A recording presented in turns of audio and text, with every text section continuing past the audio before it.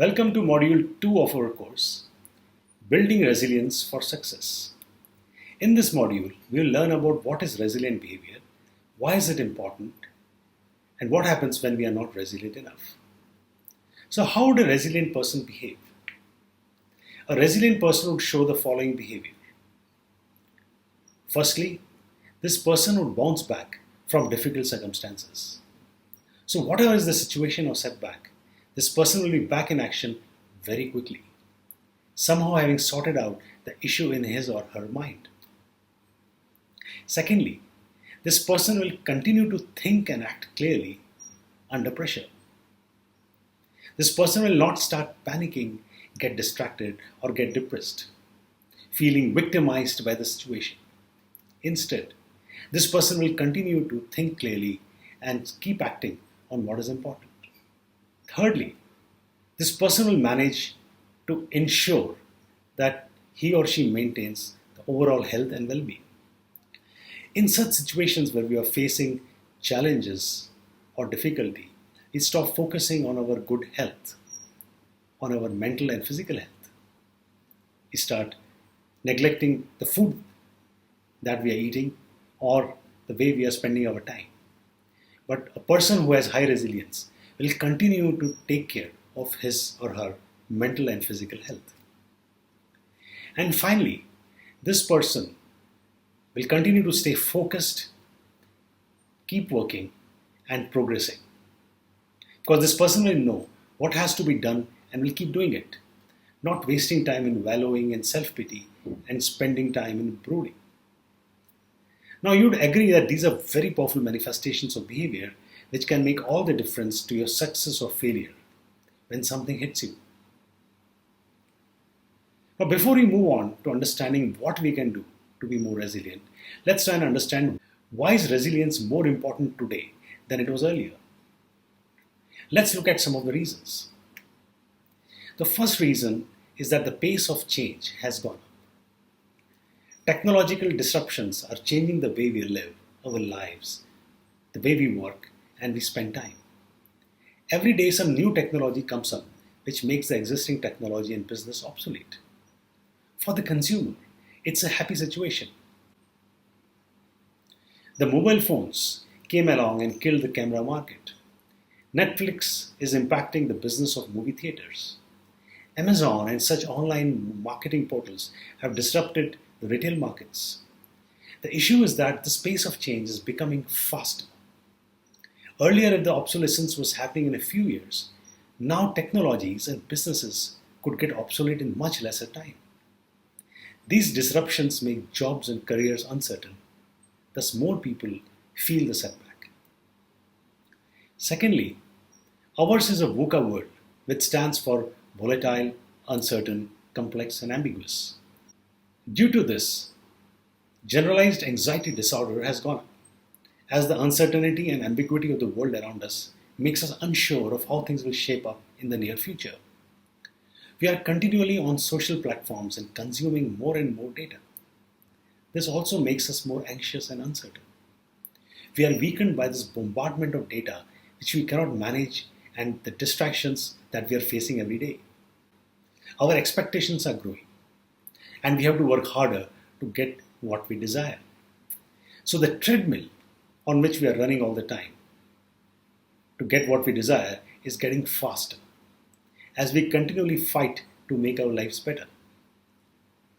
The challenges that we are facing because of the rapid change and the VUCA world force us to work harder and more aggressively to stay at the same place. We want more and more, but have to keep running and pushing to maintain it. This weakens our immunity to setbacks and shocks that life throws at us. Aging and health are bigger issues for us than they were in the past. And finally, the problem of the ROI approach, where ROI stands for return on investment. There is lesser empathy and compassion, as everyone is trying to maximize the return on the time and effort they are investing in their daily lives. Even in relationships, people are looking at what benefit they can get. So because of all these reasons, resilience has become more important, more critical today for us. Now, what are the impact of low resilience? Low resilience can make us truly vulnerable to whatever is happening around us. Even minor issues like a fight with a person, a negative feedback from a supervisor, a delayed promotion, loss of a client, and such things can cause us to become distracted, anxious, and worried. Each time we are impacted by such things, due to our low resilience, we lose our productivity and time. That further sets us back and we get into a negative loop. Broadly, a lack of resilience can cause the following negative things to happen to us. Firstly, any minor setback causes us to become anxious, distracted, and apathetic. We feel distracted and not interested in doing anything. There is a basic sense of fear which sucks away our confidence or ability to move forward. We start shifting to the past, regretting things we had done in the past, or we move into the future worrying about what will happen to us. Now, due to being distracted and lost in our worry, we start neglecting our relationships.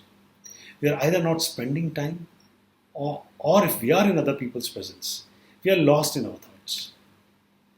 If our close friends seek our attention or ask us questions, we tend to lose our temper or snub them. Due to this behavior, our friends and relatives start drifting away from us. They do not want to spend time with someone who is continually worried, distracted, and emotionally unstable. Now, a direct impact of low resilience and being distracted and worried most of the time is that we are unable to work productively. Each time we start doing our work, the mind pulls us away into thoughts of anxiety and regret. The work that we do in this distracted state is low quality, and we end up having to redo the work again and again. As we see a deterioration in our work and our relationships, we start developing serious self-doubts whether we are capable of getting things done and progressing in life. This self-doubt is further sustained by our fragility towards new setbacks.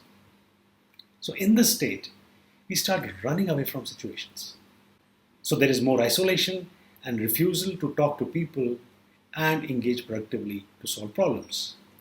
So either we fight back irrationally or we just clamp up, avoiding any mature and effective conversations.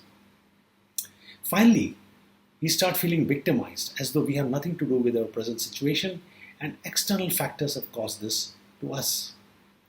We start blaming other people or situations for our conditions. The unfortunate thing is that the people whom we blame are usually those who are closest to us. We start losing our sense of priority and the importance of our close relations. So as you can see here, there is a huge impact on us if we have low resilience. And eventually, this starts eating into us, our self-confidence, and our ability to make things happen. In the next module, we'll learn about the mindset of resilience. Thank you.